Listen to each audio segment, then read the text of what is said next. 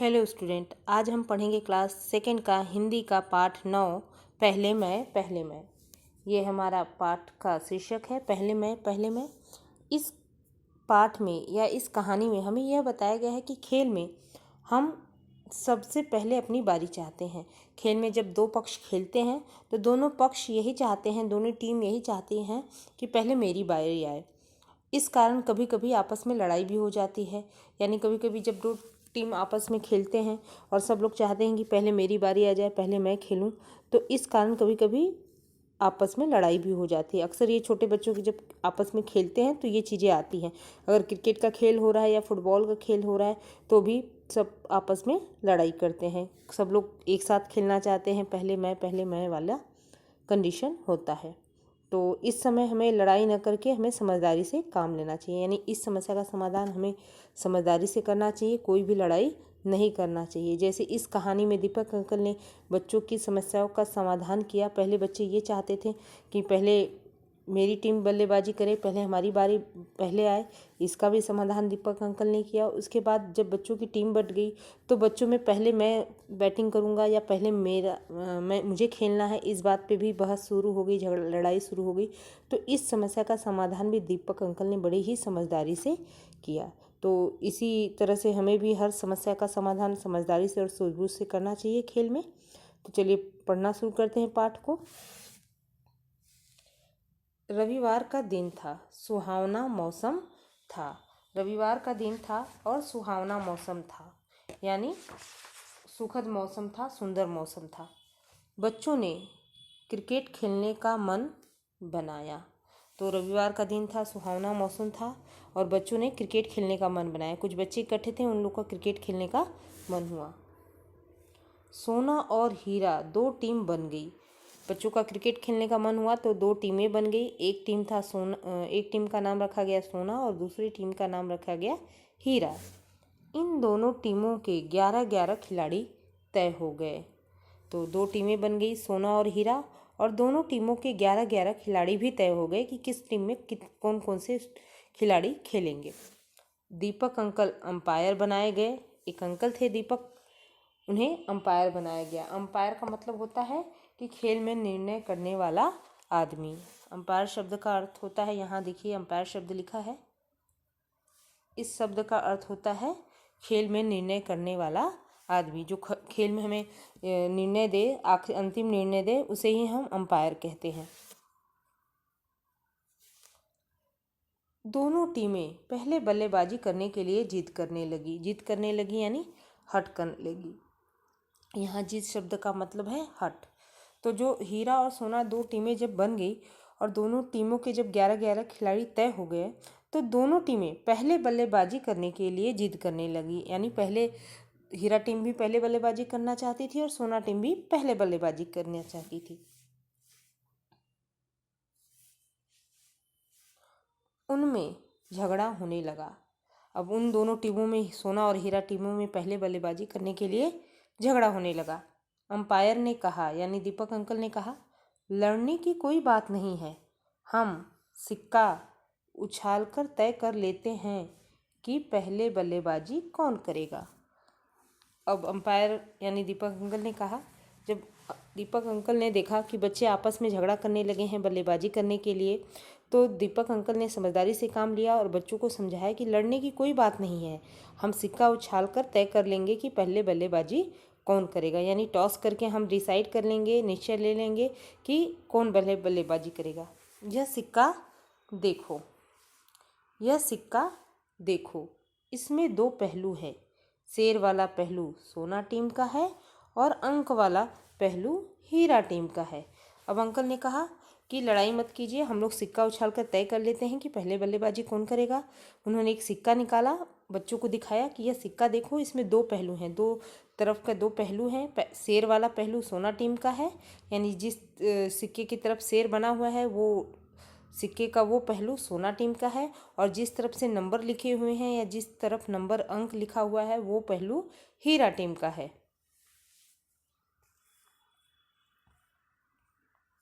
देखिए यहाँ आपको खेल के चित्र के माध्यम से भी दिखाया गया है कि कैसे ये दीपक अंकल ने सिक्का उछालकर बच्चों की समस्या का समाधान किया।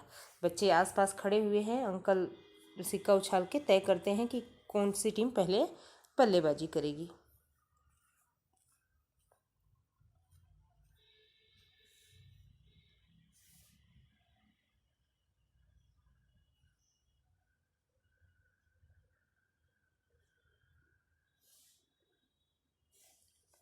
दीपक अंकल ने सिक्के को उछाला, अंक वाला पहलू ऊपर आया। दीपक अंकल क्या करते हैं, सिक्कों को ऊपर उछालते हैं, टॉस करते हैं, और जब उछालने के बाद जब नीचे गिरता है तो जो अंक वाला पहलू रहता है वो ऊपर आ जाता है, यानी ऊपर की तरफ अंक वाला पहलू दिखाई देता है। उन्होंने कहा, पहले हीरा टीम बल्लेबाजी करेगी। तो दीपक अंकल ने कहा कि हीरा टीम पहले बल्लेबाजी करेगी, क्योंकि उस अंक वाले पहलू को हीरा टीम ने लिया था, तो टॉस हीरा टीम ने जीता है, तो पहले हीरा टीम बल्लेबाजी करेगी। अब दूसरी लड़ाई शुरू हो गई। एक लड़ाई का समाधान दीपक अंकल ने कर दिया सिक्का उछालकर। फिर आपस में हीरा टीम में दूसरी लड़ाई शुरू हो गई। हीरा टीम का हर लड़का सबसे पहले बल्लेबाजी करना चाहता था, यानी अब दूसरी पहले बच्चे लड़ रहे थे कि पहले बल्लेबाजी कौन करेगा, इस चीज़ की लड़ाई हो रही थी। जब दीपक अंकल ने इस समस्या का समाधान कर दिया तो बच्चों में दूसरी लड़ाई शुरू हो गई। हीरा टीम में यह लड़ाई शुरू हो गई कि सबसे पहले ओपनिंग कौन करेगा, यानी क्रिकेट में सबसे पहले कौन जाएगा, पहले नंबर पे कौन बैटिंग करेगा। अब हर बच्चा पहले बल्लेबाजी करना चाहता था। पहले हीरा टीम का हर जो खिलाड़ी था वो चाहता था कि वो पहले बल्लेबाजी करे। अंपायर बोले। फिर दीपक अंकल बोलते हैं, 11 लोग एक साथ बल्लेबाजी नहीं कर सकते हैं। अंपायर ने बच्चों को समझाया कि 11 लोग एक साथ बल्लेबाजी नहीं कर सकते हैं। तुम लोग बल्लेबाजी का कोई क्रम बना लो। मेरे पास एक तरीका है। अब अंपायर बोले कि 11 लोग एक साथ बल्लेबाजी नहीं कर सकते। जो आपस में आप लोग लड़ रहे हो, हीरा टीम के बच्चे खिलाड़ी, कि पहले मैं बल्लेबाजी करूंगा, पहले मैं बैटिंग करूंगा, तो एक साथ तो 11 लोग बल्लेबाजी नहीं कर सकते। तुम लोग आपस में बल्लेबाजी का एक क्रम बना लो, यानी पहले कौन जाएगा, उसके आउट होने के बाद कौन जाएगा, उसके आउट होने के बाद तीसरे नंबर पे कौन जाएगा। इस तरह से आप लोग बल्लेबाजी का एक क्रम बना लो, यानी 11 खिलाड़ियों का एक क्रम बना लो कि कौन किसके आउट होने के बाद बल्लेबाजी करेगा। उन्होंने कहा, मेरे पास एक तरीका है। उन्होंने कहा, इस समस्या का भी समाधान मेरे पास है।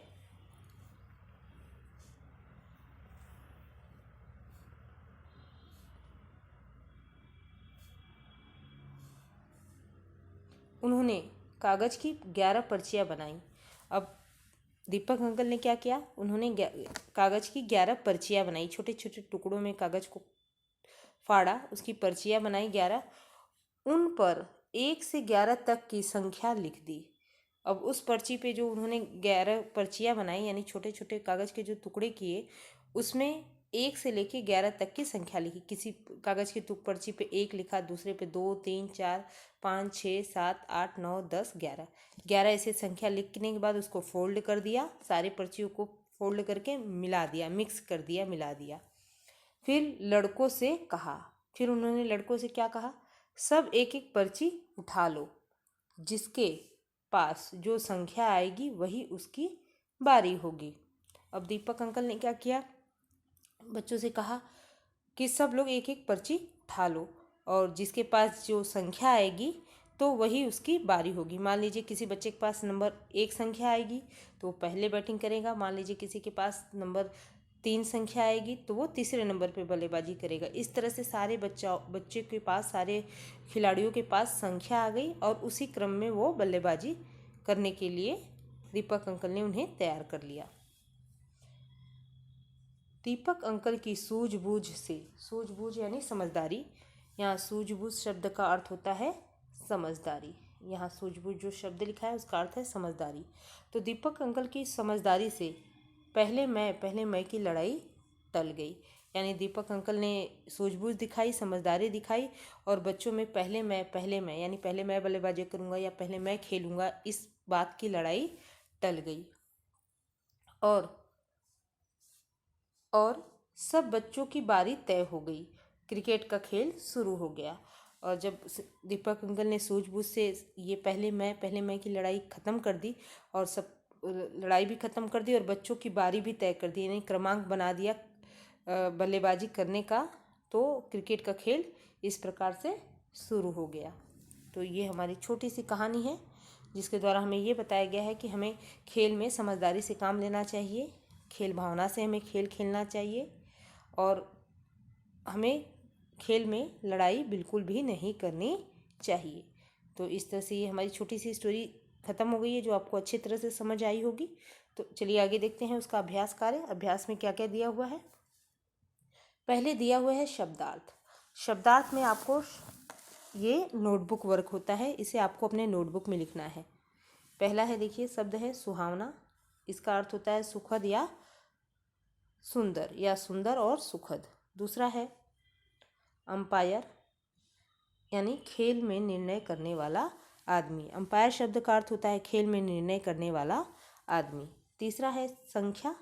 संख्या शब्द का अर्थ होता है गिनती, यहाँ लिखा हुआ है। चौथा शब्द है सूझबूझ। सूझबूझ शब्द का अर्थ होता है समझदारी, जो यहाँ लिखा हुआ है। तो ये शब्दार्थ आपको अपनी नोटबुक में लिखना होगा। उसके बाद है श्रुतलेख, यानी सुनकर लिखना। ये है आपका श्रुतलेख, सुनकर लिखना है। श्रुतलेख में क्रिकेट शब्द है, सिक्के, बल्लेबाजी, पर्चियाँ, सूझबूझ, आरंभ, क्रम, ये सारे शब्द हैं जिसको आपको लिखना है। सुनकर लिखना है, देख के नहीं, सिर्फ सुनना है, यानी कोई बोलेगा और आप सुनकर उस शब्दों को लिखेंगे। चलिए पुस्तक अभ्यास पूर्ण कर लेते हैं। पेज नंबर 69 ओपन करेंगे। पेज नंबर 69 में ये पहला प्रश्न है, पाठ को समझिए। ये हेडिंग है पाठ को समझिए। उसके अंतर्गत पहला प्रश्न ये है, सही उत्तर चुनकर टिक लगाओ, यानी टिक द करेक्ट ऑप्शन है, इसमें हमें सही उत्तर चुनकर टिक लगाना है। पहला क्वेश्चन देखिए, ये है पाठ में किस दिन की बात हो रही है। जो हम पाठ अभी हमने पढ़ा पहले मैं, उसमें किस दिन की बात हो रही है। अब यहाँ 3 दिन दिया हुआ है। यहाँ पहला ऑप्शन है मंगलवार, दूसरा ऑप्शन है रविवार और तीसरा ऑप्शन है सोमवार। तो सही ऑप्शन है इस प्रश्न में के उत्तर का रविवार। रविवार जो शब्द है उस पर हम टिक लगा लेंगे। दूसरा क्वेश्चन देखिए, अंपायर किसे बनाया गया। ये है हमारा दूसरा क्वेश्चन कि अंपायर किसे बनाया गया। पहला विकल्प है मनोज अंकल, दूसरा विकल्प है रवि अंकल और तीसरा विकल्प है दीपक अंकल। तो सबको पता है कि अंपायर किसे बनाया गया था, तो अंपायर दीपक अंकल को बनाया गया था। जो दीपक अंकल शब्द लिखा है उसके बगल में जो बॉक्स बना है उसमें हम टिक कर लेंगे। ये प्रश्न कम हो गया। आगे देखिए, अब प्रश्न उत्तर कार्य दिया हुआ है। प्रश्न उत्तर कार्य के अंतर्गत हमें दिया हुआ है निम्नलिखित प्रश्नों के उत्तर दो। यहाँ निम्नलिखित प्रश्नों के उत्तर देना है। लिखित प्रश्न उत्तर है। पहला प्रश्न देखिए, यहाँ ये है, दीपक अंकल ने बल्लेबाजी के लिए टीम किस प्रकार चुनी। दीपक अंकल ने बल्लेबाजी के लिए टीम किस प्रकार चुनी, यह है हमारा प्रश्न। उत्तर आपको नोटबुक में भी लिखना है और बुक में भी लिखना है। यहाँ आपको बुक में लिखा मिल रहा है और नोटबुक में भी आपको इसका आंसर लिखना है। उत्तर देखिए, यहाँ है, दीपक अंकल ने सिक्का उछाल कर बल्लेबाजी के लिए टीम चुनी, यानी दीपक अंकल ने सिक्का उछाल के टॉस करके बल्लेबाजी के लिए टीम चुनी। यह है इसका उत्तर। कुछ प्रश्न संख्या ख, ये रहा, बल्लेबाजी का क्रम किस प्रकार तय किया गया। यह प्रश्न है, बल्लेबाजी का क्रम किस प्रकार तय किया गया।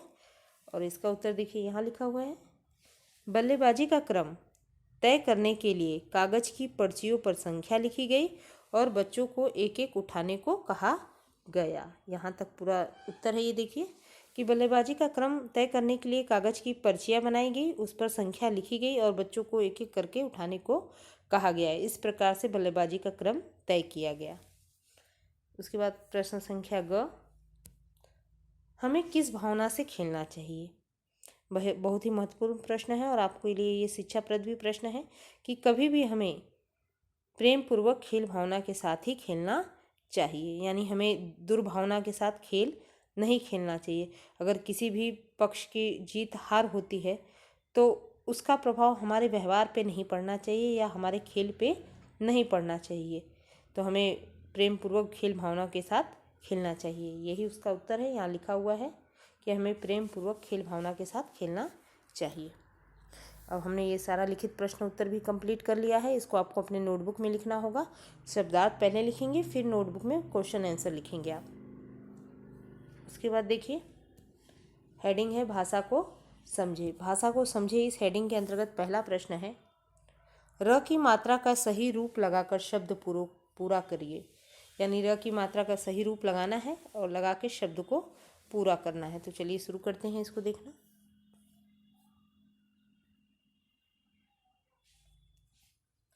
देखिए, पहला है ये वाली मात्रा, पदेन वाला र। यहाँ क्रम लिखा है, हम क्र के नीचे पदेन वाला र लगाएंगे, प के नीचे पदेन वाला र, फिर यहाँ क के नीचे पदेन वाला र और व के नीचे यहाँ पदेन वाला र। जब हम यहाँ र लगाएंगे तो शब्द बनेगा क्रिकेट, यहाँ प्रेम, यहाँ क्रोध और यहाँ व्रत। सिर्फ आपको मात्रा लगानी है, बाकी शब्द लिखा मिलेगा, सिर्फ आपको एक र की मात्रा लगानी है। दूसरा देखिए, ये मात्रा है रेफ वाला र, ऊपर से र की मात्रा, रेफ वाला र। यहाँ शब्द बना है पर्ची, यहाँ ची के ऊपर मात्रा लगी है, यहाँ कम लिखा हुआ है, हमें म पे पदेन वाला रेफ वाला र लगाना है। यहाँ व पे हमें रेफ वाला र लगाना है ऐसे, यहाँ इसमें, फिर यहाँ य के ऊपर ऐसे और च के ऊपर भी ऐसे। तो इस तरह से ये मात्रा लगानी है। यहाँ शब्द बनेगा कर्म, पर्व, सूर्य और यहाँ चर्चा। तो इस तरह से ये प्रश्न हल हो जाएगा। आखिरी वाली मात्रा देखिए, इसे भी हम पदेन वाला र कहते हैं।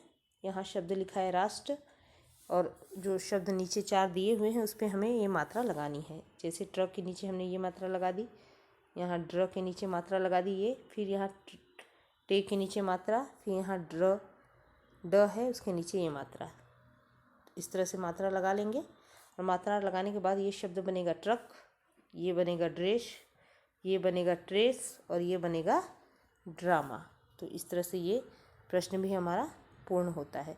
पेज नंबर 69 भी कंप्लीट हो गया। आगे देखिए,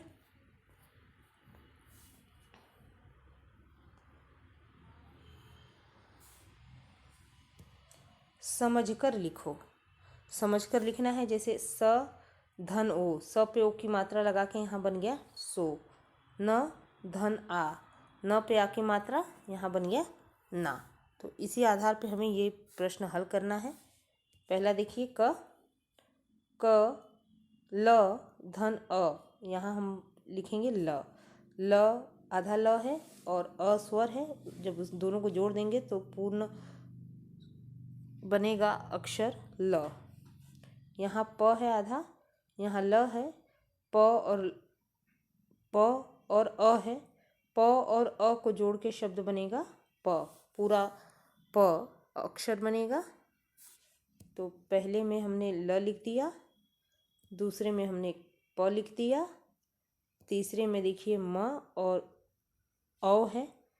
तो म पे औ की मात्रा लगा के हम शब्द अक्षर बनाएंगे मौ। मौ लिख देंगे हम, यहाँ मौ हम लिख देंगे। इस तरह से हो जाएगा। यहाँ ड और अ, यहाँ हम ड लिख देंगे। आधा ड है और अ स्वर है तो पूर्ण अक्षर बनेगा ड। यहाँ आधा ह और अ है, दोनों को जोड़ के बनेगा यहाँ पूर्ण ह। यहाँ हमने ड लिख दिया और यहाँ हमने ह लिख दिया। ऐसे ही यहाँ आधा श और अ है तो पूरा अक्षर बनेगा स। इस तरह से यहाँ देखिए आधा क है और धन आ है तो क पे आ की मात्रा लग के बनेगा अक्षर का। ल और ए है तो ल पे ए की मात्रा लग के शब्द अक्षर बनेगा ले। म धन अ, म आधा है और उसमें अ स्वर जोड़ देंगे तो म अक्षर यहाँ पूर्ण बन जाएगा। म लिख देंगे यहाँ। तो इस तरह से सब लिखने के बाद जोड़ के पढ़ने पे क्या बनेगा देखते हैं। पहले हम ये वाला देखते हैं। तो जब हम तीनों इन अक्षरों को जोड़ेंगे तो शब्द बनेगा ल र का, लड़का। इस तरह से ख वाले को जब हम जोड़ के पढ़ेंगे तो शब्द बनेगा प ह ले, पहले। इस तरह से ये बन जाएगा। ग वाला देखिए, ग में जो हमने लिखा है अक्षरों को, तो म स म बन जाएगा मौसम। तो इस तरह से हम इसको पढ़ेंगे भी। अब देखिए प्रश्न संख्या 3, पढ़कर बोलो जानो फिर लिखो। यहाँ कुछ ज से शब्द दिए हुए हैं, यहाँ ज, यहाँ ज, तो यहाँ बिंदी नुक्ता वाले वर्ण है ज, ज, ये है ज। उच्चारण में अंतर है, ज, ज। तो ऐसे ही कुछ शब्द दिए हुए हैं डॉट डॉट लगा के, उस पर हमें पेंसिल चलाना है और उसको पढ़ना है। जैसे हमने यहाँ डॉट डॉट जो लिखा हुआ है उस पर हमने पेंसिल चला के शब्द बना दिया गाजर, राजा, बाजा, अजगर। तो ये ज के शब्द पूर्ण हुए। इसके बाद यहाँ ज, ये है ज, और यहाँ भी 4 शब्द दिए हुए हैं डॉट डॉट बना के, उसमें हमें पेंसिल चला के बोलना है।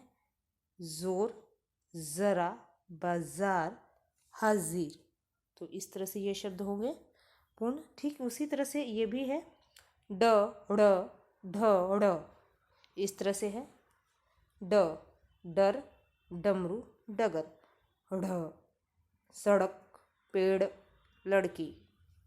फिर ढ, ढ शब्द है, ढेर, ढोल, ढपली, ढ़, चढ़ना, पढ़ना, बाढ़।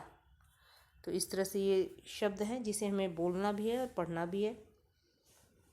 समझना है कि किसका उच्चारण किस तरह से होता है और हमें इसको पढ़ना है। तो इस तरह से पेज नंबर भी कंप्लीट हो गया ये 7070। आगे देखिए प्रश्न संख्या 5, दिए गए उत्तरों के प्रश्न लिखो। यहाँ उत्तर दिए हुए हैं और उत्तर के ऊपर हमें प्रश्न बनाना है।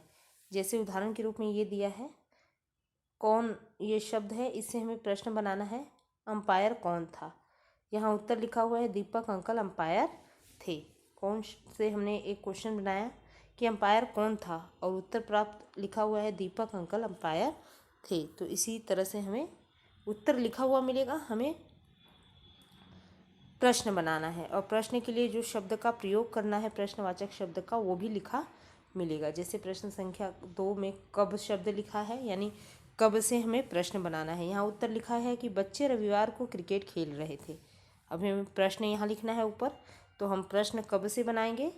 तो यहाँ हमारा प्रश्न बनेगा, बच्चे कब क्रिकेट खेल रहे थे। ये हमारा प्रश्न हुआ है कि बच्चे कब क्रिकेट खेल रहे थे। तो उत्तर नीचे लिखा हुआ है कि बच्चे रविवार को क्रिकेट खेल रहे थे। आगे देखिए, यहाँ हमें प्रश्न संख्या 3 में क्या से प्रश्न बनाना है, और उत्तर पहले देख लेते हैं कि बच्चे क्रिकेट खेल रहे थे। ये हमारा उत्तर है कि बच्चे क्रिकेट खेल रहे थे, और क्या से प्रश्न बनेगा, बच्चे क्या खेल रहे थे। बच्चे क्या खेल रहे थे, इस तरह से ये प्रश्न बन जाएगा, और उत्तर होगा बच्चे क्रिकेट खेल रहे थे। प्रश्न 4 देखिए, यहाँ कहाँ से हमें प्रश्न बनाना है, कहाँ शब्द जो लिखा है उससे प्रश्न बनाना है। उत्तर है बच्चे मैदान में खेल रहे थे। बच्चे मैदान में खेल रहे थे, ये प्रश्न उत्तर है। प्रश्न बनना हमारा, बच्चे कहाँ खेल रहे थे। बच्चे कहाँ खेल रहे थे, उत्तर हुआ बच्चे मैदान में खेल रहे थे। उसके बाद देखिए प्रश्न 5, यहाँ हमें कैसे जो प्रश्नवाचक शब्द है उससे प्रश्न बनाना है। उत्तर है बल्लेबाजी का क्रम पर्ची से तय हुआ। ये हमारा उत्तर है, बल्लेबाजी का क्रम पर्ची से तय हुआ। और प्रश्न बनेगा यहाँ, बल्लेबाजी का क्रम कैसे तय हुआ। प्रश्नवाचक चिन्ह भी लगाएंगे।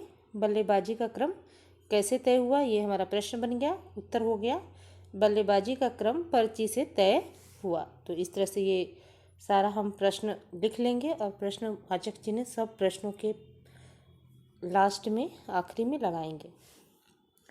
ये भी हो गया। अब यहाँ रचनात्मक कार्य दिया हुआ है, ये है रचनात्मक कार्य, रंग भरना है इसमें। इसको खुद से आपको करना है। देखिए यहाँ क्रिकेट का चित्र बना हुआ है, इसमें आपको रंग भरना है। तो आप अपनी इच्छा अनुसार सारे चित्रों को रंग भर देंगे। और आप पेंसिल कलर या क्रेयॉन्स कलर का ही यूज़ करेंगे, स्केच कलर का यूज़ बिल्कुल नहीं करेंगे, क्योंकि स्केच कलर का यूज़ जब आप करेंगे तो पीछे जो लिखा हुआ हो उस पर प्रिंट हो जाएगा। तो आप प्लीज़ क्रेयॉन्स कलर या फिर पेंसिल कलर का यूज़ करके ही इस चित्र में रंग भरिएगा। उसके बाद एक और रचनात्मक कार्य है। यहाँ भारतीय क्रिकेट खिलाड़ियों के नाम पहचान कर लिखो। चित्र दिया हुआ है क्रिकेट खिलाड़ियों का, उनके नाम पहचान कर लिखना है। देखिए पहला, देखिए ये चित्र है, ये है भारतीय क्रिकेटर सचिन तेंदुलकर। तो हमने उनका नाम नीचे लिख दिया, सचिन तेंदुलकर। दूसरा देखिए, ये है चित्र, ये भारतीय क्रिकेट है, खिलाड़ी है, भारतीय क्रिकेट खिलाड़ी है शिखर धवन। तो हमने लिख दिया शिखर धवन। तीसरा देखिए, ये है भारतीय क्रिकेट खिलाड़ी विराट कोहली। हमने विराट कोहली लिख दिया। उसके बाद है ये लास्ट चित्र, ये है चौथा चित्र है, यह है भारतीय क्रिकेट खिलाड़ी युवराज सिंह। यहाँ हमने युवराज सिंह लिख लिया। तो इस तरह से हमने चारों जो खिलाड़ी हैं उनके चित्र पहचान के उनका नाम नीचे लिख दिया है। पहले में हमने लिखा है सचिन तेंदुलकर, दूसरे में शिखर धवन, तीसरे में विराट कोहली और चौथे में युवराज सिंह। तो ये प्रश्न भी हल हो गया। आगे देखिए, जीवन कौशल, यहाँ हेडिंग दिया है जीवन कौशल। इस पे आपको आधारित प्रश्न पूछा है। प्रश्न देखिए, यदि खेलते समय आपके मित्र को चोट लग जाए तो आप क्या करोगे? उचित चित्र पे टिक और अनुचित चित्र पे क्रॉस लगाओ। यानी अगर आप दो मित्र खेल रहे होंगे तो अगर आपके मित्र को चोट लग जाएगी तो आप क्या करोगे? अगर आप चित्र देखिए, अगर सही चित्र है, उचित चित्र है, उस पर टिक लगाएंगे। अगर गलत चित्र है, अनुचित चित्र है, तो उस पर हमें क्रॉस लगाना है। पहला देखिए, ये चित्र देखिए, मित्र को चोट लग गई है, बच्चे ने, दूसरा जो मित्र है वो उसे डॉक्टर के पास ले गया है। तो ये उचित चित्र है, ये ऐसा हमें करना चाहिए। यहाँ हमने सही का चिन्ह लगा दिया। दूसरा चित्र देखिए, यहाँ ये बच्चा खेलते खेलते गिर गया है, इसको चोट लग गई है, लेकिन दूसरा बच्चा अपने खेलने में ही व्यस्त है, जबकि ये अनुचित चीज़ है, ये गलत चित्र है, ऐसा हमें नहीं करना चाहिए। तो यहाँ हम गलत का सिंबल यानी क्रॉस का चिन्ह लगा देंगे। तीसरा चित्र देखिए, यहाँ भी ये बच्चा खेलते खेलते गिर गया है और दूसरा बच्चा उसको देख के उसका वो रो रहा है तो वो मजाक उड़ा रहा है, हंस रहा है, उसकी मदद नहीं कर रहा है, उस पर हंस रहा है। तो ये गलत अनुचित चित्र है, ये गलत बात है, ऐसा हमें कभी नहीं करना चाहिए। इसलिए हमने यहाँ इस बॉक्स में क्रॉस का चिन्ह लगा दिया। ये देखिए आखिरी चित्र, इसमें एक बच्चा है जो जिसे चोट लग गई है और दूसरा बच्चा उसे सहारा दे के उठा रहा है, उसकी हेल्प कर रहा है, उसकी मदद कर रहा है। तो ये सही बात है। हमें भी अगर हमारे मित्र को खेलते समय चोट लग जाए तो हमें उसकी मदद करनी चाहिए, उसे सहारा देना चाहिए, उसे डॉक्टर के पास लेने जाना चाहिए, उसको प्राथमिक उपचार कराना चाहिए। तो यहाँ हमने सही का निशान बना दिया। इस तरह से ये प्रश्न भी हल हो जाएगा। देखिए उसके बाद ये आपको पढ़ने के लिए दिया गया है 11 से 50 तक की संख्या आपको इसमें पढ़ना है। जैसे आप हिंदी की काउंटिंग करते हो 11, 12, 13, 14, इस तरह से ये हिंदी का नंबर काउंटिंग है, गिनती है। यहाँ चलिए हम एक एक पढ़ लेते हैं एक बार। 11, 12, 13, 14, 15, 16, 17, 18, 19, 20, 21, 22, 23, 24, 25, 26, 27, 28, 29, 30,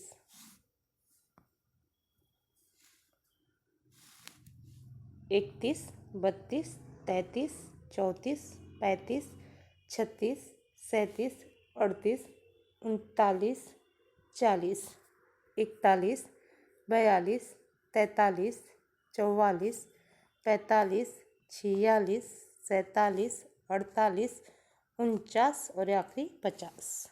तो ये हिंदी की गिनती है 11 से 50 तक की। इसी तरह से हम इसको पढ़ते हैं, आप भी घर पर अभ्यास करिएगा। तो इस तरह से हमने पेज नंबर 73 भी कंप्लीट कर लिया। अब आगे हम उत्तर पुस्तिका कार्य देखेंगे। उत्तर पुस्तिका कार्य यानी नोटबुक में आपको क्या क्या लिखना है वो हम देखेंगे। तो चलिए इसको भी एक बार देख लेते हैं। ये हमारा नोटबुक वर्क है। इसमें हम पहले पाठ लिखेंगे, इसके बाद लिखेंगे पहले मैं, पाठ का नंबर, पाठ का नाम, शब्द, अर्थ। जो आपने 4 शब्द अर्थ बुक में देखे हैं उसी 4 शब्द अर्थ को आपको नोटबुक में लिखना है। जैसे यहाँ लिखा हुआ है सारा, सुहावना, अंपायर, संख्या और सूझबूझ। तो यहाँ मैंने सारा शब्द अर्थ लिखा हुआ है। इस तरह से आप भी अपने नोटबुक में लिखेंगे। उसके बाद प्रश्न उत्तर देखिए। ये है प्रश्न पहला। प्रश्न 1, निम्नलिखित प्रश्नों के उत्तर लिखिए। पहला प्रश्न है, अभी आपने जो लिखित में देखा था सेम है वही। क देखिए, दीपक अंकल ने बल्लेबाजी के लिए टीम किस प्रकार चुनी। तो दीपक उत्तर यहाँ लिखा हुआ है, दीपक अंकल ने सिक्का उछालकर बल्लेबाजी के लिए टीम चुनी। यह है पहला प्रश्न क। दूसरा प्रश्न देखिए, बल्लेबाजी का क्रम किस प्रकार तय किया गया। यह है प्रश्न। उत्तर देखिए यहाँ है, बल्लेबाजी का क्रम तय करने के लिए कागज की पर्चियों पर संख्या लिखी गई और बच्चों से उन्हें एक एक करके उठाने को कहा गया। इस प्रकार से बल्लेबाजी का क्रम तय किया गया। उसके बाद प्रश्न संख्या ग देखिए, हमें किस भावना से खेलना चाहिए। तो उत्तर है, हमें प्रेम पूर्वक खेल भावना से के साथ खेलना चाहिए। हमें प्रेम पूर्वक खेल भावना के साथ खेलना चाहिए। इस तरह से ये आपके पुस्तक के अलावा एक प्रश्न है, 2 प्रश्न एक्स्ट्रा है जो खुद से बनाए गए हैं। इसको भी आप अपनी नोटबुक में लिखेंगे। कागज़ की कितनी पर्चियाँ बनाई गई। तो उत्तर है, कागज़ की 11 पर्चियाँ बनाई गई। अंग, अंपायर किसे बनाया गया ये प्रश्न। तो सबको पता है कि अंपायर दीपक अंकल को बनाया गया। यहाँ उत्तर लिखा है, अंपायर दीपक अंकल को, यहाँ को लिख देंगे, यहाँ मिसिंग है, को बनाया गया। यहाँ लिखेंगे अंपायर दीपक अंकल को बनाया गया। तो इस तरह से प्रश्न पूरा हो जाएगा। फिर रचनात्मक गतिविधि है जो अभी मैंने आपको करवाया कि भारतीय खिलाड़ियों के नाम लिखिए। पेज नंबर 72 पे था जो हमने कंप्लीट कर लिया है। उसके बाद देखिए, पाठ से संबंधित शिक्षाप्रद प्रश्न, कट पेस्ट है। पाठ से संबंधित शिक्षाप्रद प्रश्न यह भी आपको करना होगा। आप चार्ट पेपर लेंगे, उसको कट कर लेंगे किसी भी शेप में और ये उसी में ये प्रश्न और उत्तर लिखेंगे। यानी इस पाठ से जो हमें शिक्षा मिलती है वो क्या है, यही हमारा प्रश्न उत्तर है। प्रश्न देखिए, यहाँ प्रश्न लिखा है मैंने, प्रस्तुत पाठ से हमें क्या ज्ञान मिलता है। यह हमारा प्रश्न है यहाँ तक कि प्रस्तुत पाठ से हमें क्या ज्ञान मिलता है। उत्तर देखिए यहाँ है, प्रस्तुत पाठ से हमें यह ज्ञान मिलता है कि खेल में लड़ाई की जगह समझदारी से काम लेना चाहिए। ये हमारा उत्तर है कि प्रस्तुत पाठ से हमें यह ज्ञान मिलता है कि खेल में लड़ाई की जगह समझदारी से काम लेना चाहिए। तो इस तरह से ये हमारा शिक्षाप्रद प्रश्न भी पूरा हो जाएगा। तो हमने सारा पाठ भी समझ लिया, पुस्तक अभ्यास भी कर लिया, नोटबुक वर्क भी हमने समझ लिया है। तो आज के लिए बस इतना ही। मिलते हैं नेक्स्ट क्लास में। Thank you student.